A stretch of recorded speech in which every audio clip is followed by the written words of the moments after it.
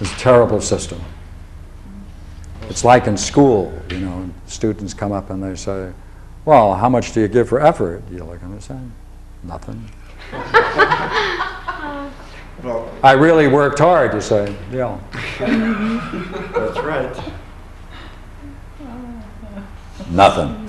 Some people get A's without any effort, and people Right. work their butt off, and all they get is Yeah. a D. I've had that happen. Intention, good intentions, nothing. Doesn't play a role. Well, the thing is that Christians miss the point of Jesus' teaching, because when people asked him about the kingdom of God, he said, where are they finding? He says, well, people will look here and there. They look all over, he says. But they're going to miss it, because he says the last place they'll look is within themselves. He made that point. Yeah. And Socrates would whisper in his ear, you going to do it by philosophy or not? Yeah. That's what Paul said, you know. What does Jerusalem have to do with Athens? Right. Right, nothing.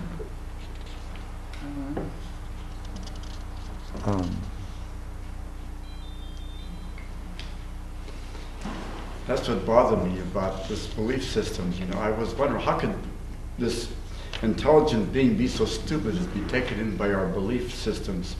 Belief systems are like trying to buy your way in. Yeah. It's another way of buying and selling. Yeah. If I believe so and so, then I'm going to get a certain reward. Oh, quite true. There was that chap who, you know, the great wager, Pascal's wager. Yeah. He said, you know, when you look at what you win by believing against what you lose by not believing, he said, consider it as a wager. Think of the odds. You think of how much you may win, but belief isn't much. Get all of that, it's foolish not to believe. Of course, what that does to the idea of faith and belief is cruel, but some people take it that way. I'm glad I don't have that problem.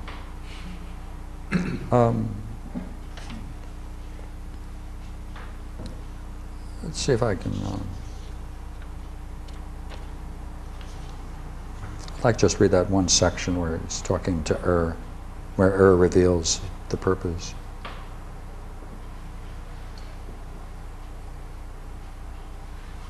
When he,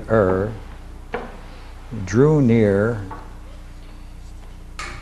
to this embarkation where people would then be assigned up or down, he was told that he must be the messenger to mankind, to tell them of that other world. And they charged him to give ear and to observe everything in that place. So you can go through the myth of and look for each time he says he saw something and observed something and what was said, and you can just note it, and these are the kinds of comments that he brought back with him. That's for the structure of the myth.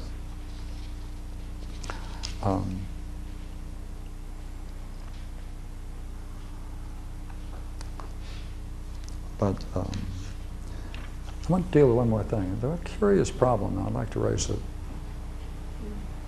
It's not enough then to experience in the heavens the highest kind of beauty. It's not enough. Look, let me give you a section.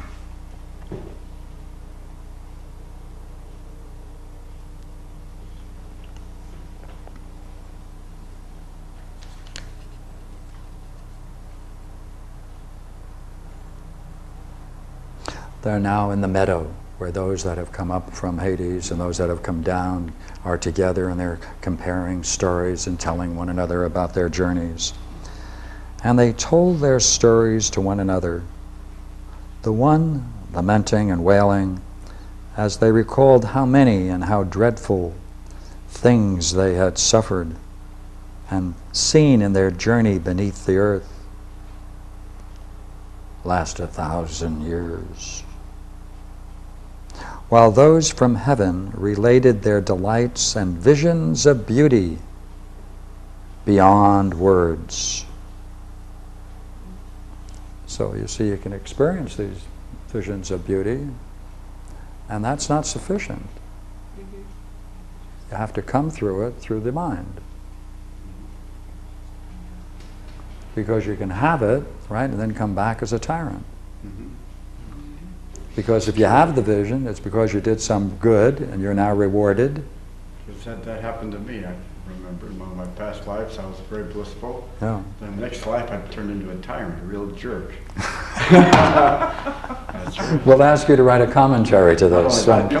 From my reflections on my past lives, I can give support to Plato's doctrine and the myth of Ur.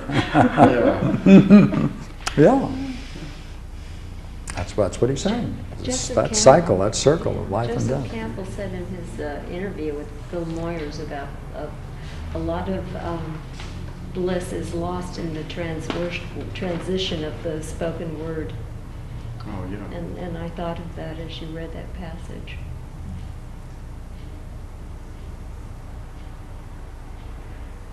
Yeah. Yeah. Meaning that I think interesting that guy, somehow, Joseph that, Campbell. that somehow Pardon me? that language, although we use it as a means to sort of like identify things, it sometimes loses its potency in terms of experience. That's right. As soon as you start thinking about your bliss, you lose it. That'll do it. Because bliss is beyond thought. Oh, I'm having a good time. What did you say? Are you doing it or talking about it? Guess I'm talking about it. Right. There it goes. Yeah. Yeah. Don't remind yourself what you know. You don't need it. Bliss is living in the present and thought is living in the past. So as soon as you're... Well, good, good. I enjoyed going through it. Yeah, it's very Thank you very much. Appreciate it, your attendance. Yeah.